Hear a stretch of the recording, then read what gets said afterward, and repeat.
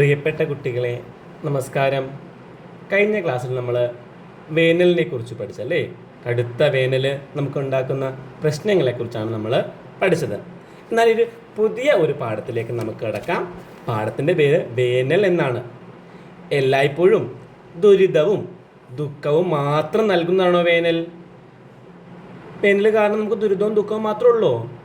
ദുരിതവും ദുഃഖവും മാത്രമല്ല, വേറെ ചില കാര്യങ്ങളും വേനലിലൂടെ നമുക്ക് ലഭിക്കുന്നുണ്ട്. അപ്പം വേനൽ എന്ന് കേൾക്കുമ്പോൾ നിങ്ങളുടെ മനസ്സിലേക്ക് വരുന്ന ചിത്രങ്ങൾ നമ്മൾ കഴിഞ്ഞ ക്ലാസ്സിൽ പഠിച്ചല്ലേ. വരണ്ട ഭൂമി, ഉണങ്ങിയ കാടൊക്കെയാണ്, ദാഹിക്കുന്ന പക്ഷികൾ, ഇതൊക്കെ നമ്മൾ കഴിഞ്ഞ ക്ലാസ്സിൽ പഠിച്ചു. ഇനി നമുക്ക് ഒരു കവിത പഠിച്ചാലോ? നമ്മുടെ എ ജയകൃഷ്ണൻ സാറിൻ്റെ ഒരു കവിതയാണ്. വേനൽ എന്നാണ് കവിതയുടെ പേര്. മഴയുടെ തേങ്ങലും മാറ്റാനങ്ങനെ വേനൽ ചിരിച്ചൊരു വരവുണ്ട്. വേനൽ എങ്ങനെയാണ് വരുന്നത്? ചിരിച്ചുകൊണ്ടാണ് വേനൽ വരുന്നത്. എന്ത് മാറ്റാൻ? മഴയുടെ തേങ്ങൽ മാറ്റാൻ. തേങ്ങൽ എന്താണ്? കരച്ചിൽ. മഴയുടെ തേങ്ങൽ മാറ്റാനായിട്ട് ആരാണ് വരുന്നത്? വേനലാണ് വരുന്നത്. അപ്പൊ കോരിച്ചൊരിയുന്ന പേമാരിയുടെ തേങ്ങൽ മാറ്റാൻ വേണ്ടി ആര് വരുന്നു? വേനൽ വരുന്നു. വേനൽ എങ്ങനെയാണ് വരുന്നതെന്ന് നമ്മൾ പറഞ്ഞു തന്നു. എങ്ങനെയാണ് വരുന്നത്? ചിരിച്ചുകൊണ്ടാണ് വേനൽ വരുന്നത്. മഴക്കാലം കഴിഞ്ഞ് വെയിൽ പരക്കുന്നതിനെ കുറിച്ചാണ് ഈ കവിതയിൽ പറയുന്നത് കേട്ടോ. ഭൂമി മുഴുവൻ വെയിലാകുന്ന തുമ്പികൾ മൂളിയിരുന്ന് ചിരിക്കുന്നു. ഭൂമിയിലാകെ വെയിലിൻ തുമ്പികൾ മൂളിയിരുന്നൊരു ചിരിയുണ്ട്. എങ്ങനെയാണ്? ഭൂമിയിലാകെ എന്തിന്റെ തുമ്പികൾ? വെയിലിൻ തുമ്പികൾ. എങ്ങനെ? മൂളിയിരുന്നൊരു ചിരിക്കുന്നുണ്ട്. അപ്പൊ വെയിലിനെ തുമ്പികൾ എന്നാണ് ഇവിടെ പറഞ്ഞിരിക്കുന്നത്. അപ്പൊ ഈ വെയിലിന്റെ ചിരിയുമായി എത്തുന്ന ഈ വേനലിനെ നമുക്ക് വലിയ ഇഷ്ടമാണല്ലേ. അപ്പൊ വീടും വീടിനകവുമെല്ലാം വെയില് കുളിച്ചൊരു നിൽപ്പുണ്ട്. എന്താണ്? വീടും വീടിന്റെ അകമെല്ലാം എന്താണ്? വെയില് കുളിച്ചൊരു നിൽപ്പുണ്ട്. രാവിലെയായാൽ തൊടി നിറയും പടി വെയിലിൻ പുഴയൊഴുകാറുണ്ട്. എന്താണ്? രാവിലെയാവുമ്പോൾ തൊടിയിലും വെയിൽ പരക്കുന്നു. പ്രഭാതം എത്തുമ്പോഴേക്കും തൊടിയിൽ എന്തുണ്ടാകുന്നു? വെയിൽ പരക്കുന്നു. വെയിൽ ഇവിടെ പുഴ പോലെ ഒഴുകുമെന്നാണ് കവി പറയുന്നത്. പുഴയിലൂടെ വെള്ളമാണ് നമുക്ക് ഒഴുകാറുള്ളത്. ഇവിടെ വെയിൽ എങ്ങനെ ഒഴുകുന്നു? പുഴ പോലെ ഒഴുകുമെന്ന് കവി പറയുന്നു. ഇത്തിരി വെള്ളം കണ്ടാൽ പോലും വെയിലിനവിടെ ഒരു കുളിയുണ്ട്. ഇടവഴിയുള്ളിൽ വള്ളിക്കുടിലിൽ വെയിലിനൊരൊട്ട കണ്ണുണ്ട്. മഴ കഴിഞ്ഞിട്ട് എവിടെയെങ്കിലും ഒക്കെ കുറച്ച് വെള്ളം കണ്ടാൽ അതെല്ലാം വെയിലെന്ത് ചെയ്യും? കുടിച്ചു പറ്റിക്കും. അതിനെയാണ് ഇവിടെ വെയിൽ കുളിക്കുമെന്ന് പറയുന്നത്. അപ്പൊ വെയിലിന്റെ കുളി കഴിഞ്ഞാൽ എന്ത് സംഭവിക്കും? ആ വെള്ളം മുഴുവനും വറ്റിപ്പോകും. ഇടവഴിയിലും വള്ളിക്കുടിലും ഒക്കെ വെയിലൊരു എത്തി നോക്കാറുണ്ട്. അതിനെയാണ് ഇവിടെ ഓട്ടക്കണ്ണ് എന്ന് കവി പറയുന്നത്. ഇടവഴിയിലും വള്ളിക്കുടിലും വെയിൽ എത്തി നോക്കും. ഇതിനെ കവി എന്തെന്ന് പറയുന്നു? ഓട്ടക്കണ്ണിട്ട് നോക്കലായിട്ട് പറയുന്നു. ഇടവഴിയിലും വള്ളിക്കുടിലുമൊക്കെ വെയിലിന്റെയും എത്തി നോക്കും. ഇതിനെ ഓട്ടക്കണ്ണിട്ട് നോട്ടമായി കവി പറയുന്നു. വൈകുന്നേരം കുന്നിൻ മുകളിൽ വെയിലിന് നല്ലൊരു കളിയുണ്ട്. എന്താണ്? വൈകുന്നേരം കുന്നിന്റെ മുകളിൽ വെയിലിന് നല്ലൊരു കളിയുണ്ട്. കളിയും തീർന്നു കരഞ്ഞു കലങ്ങി വെയിലിന് പിന്നൊരു പോക്കുണ്ട്. കളിയും തീർന്ന് കരഞ്ഞു കലങ്ങി വെയിലിന് പിന്നൊരു പോക്കുണ്ട്. വൈകുന്നേരങ്ങളിൽ വെയിൽ എന്ത് ചെയ്യും? കുന്നിന്റെ മുകളിൽ ഒളിച്ചു കളിക്കും. സൂര്യൻ അസ്തമിക്കുന്ന ആ സമയത്ത് സൂര്യരശ്മികൾ കുന്നിലാകെ പരക്കുന്നു.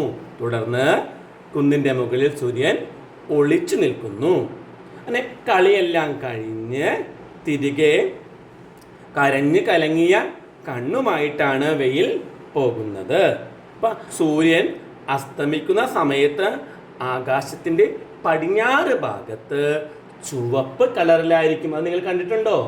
സൂര്യനസ്തമിക്കുന്ന സമയത്ത് ആകാശം ഒരു പടിഞ്ഞാറ് ഭാഗത്തൊരു ചുവപ്പ് കളർ. ഈ ചുവപ്പ് കളറിനെയാണ് കവി ഇവിടെ വർണ്ണിച്ചിരിക്കുന്നത്.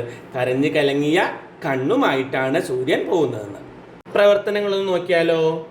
കവിതയിലെ വെയിൽ ആരെ പോലെയാണെന്നാണ് കവിക്ക് തോന്നിയത്? അപ്പോൾ വേനൽ എന്ന കവിതയിലെ വെയിൽ എങ്ങനെയാണ്? ഒരു വികൃതി കുട്ടിയെ പോലെയാണ് കവി അവതരിപ്പിക്കുന്നത്.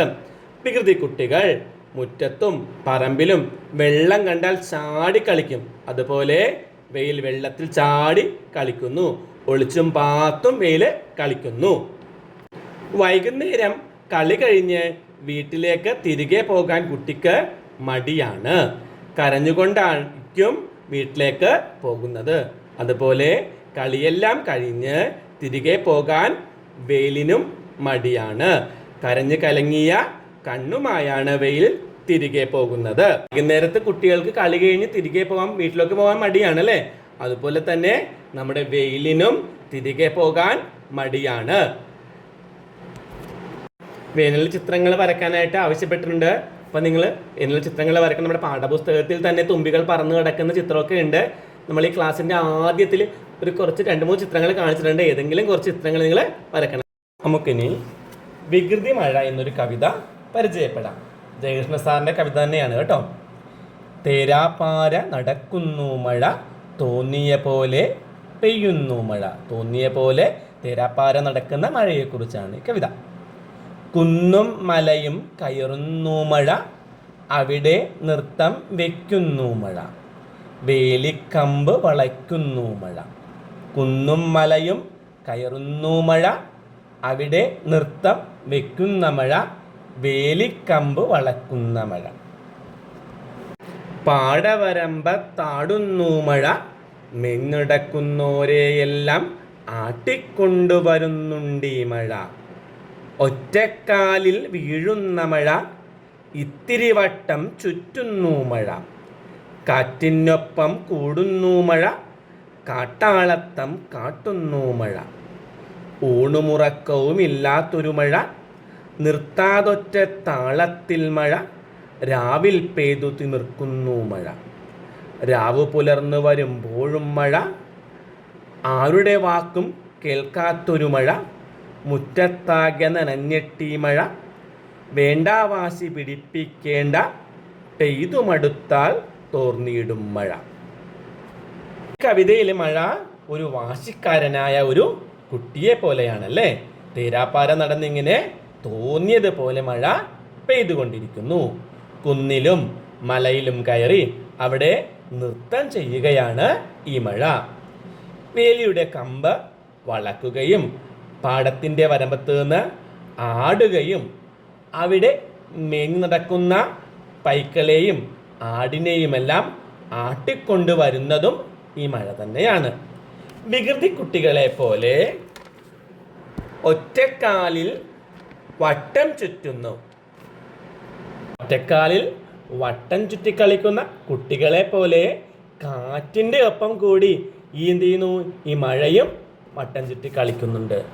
അതുപോലെ കുസൃതി തരങ്ങളാണ് ഈ മഴ കാട്ടിക്കൂട്ടുന്നത്. രാത്രി തുടങ്ങി രാവിലെ വരെ തോരാതെ ഇങ്ങനെ മഴ പെയ്ത് തിമിർക്കുകയാണ്. ആര് പറഞ്ഞിട്ടും മഴ നിർത്തുന്നില്ല. ആര് പറഞ്ഞിട്ടും കേൾക്കാത്ത ഈ മഴയെ വാശി പിടിപ്പിക്കേണ്ട എന്നാണ് കവി പറയുന്നത്. മതിയാകുമ്പോൾ തനിയെ നിർത്തിപ്പോയിക്കോളുമെന്ന് കവി പറയുന്നുണ്ട് കേട്ടോ. അപ്പം ഈ കവിതയുടെ പേര് വികൃതി മഴ എന്നാണ്. ഒരു വികൃതി കുട്ടിയെ പോലെ കളിച്ചു നടക്കുന്ന ഒരു മഴയെക്കുറിച്ചാണ് ഇവിടെ പറഞ്ഞുകൊണ്ട് വരുന്നത്. മഴ ഒരു വികൃതി കുട്ടിയെ പോലെയാണ്. അച്ഛനും അമ്മയും ഒന്നും ആരും പറഞ്ഞാലും അവൻ കേൾക്കുകയില്ല. അപ്പോൾ അവൾ വെറുതെ ഇരിക്കാറില്ല, അല്ലെങ്കിൽ അവൾ വെറുതെ ഇരിക്കാറില്ല. എല്ലായിടത്തും ഓടുകയും കയറുകയും ചാടുകയും ഒക്കെ ചെയ്യും. അതുപോലെ മഴയും ഇവിടെ ഓടുകയും ചാടുകയും എല്ലാം ചെയ്യുന്നുണ്ട് കേട്ടോ. അപ്പോൾ ഈ കവിത നിങ്ങൾക്ക് മനസ്സിലായെന്ന് വിചാരിക്കുന്നു. നമുക്ക് അടുത്തൊരു ക്ലാസ്സുമായി ഉടൻ തന്നെ കാണാം. എല്ലാവരും വീണ്ടും ഈ ക്ലാസ് കേട്ട് പഠിക്കണം കേട്ടോ. Thank you.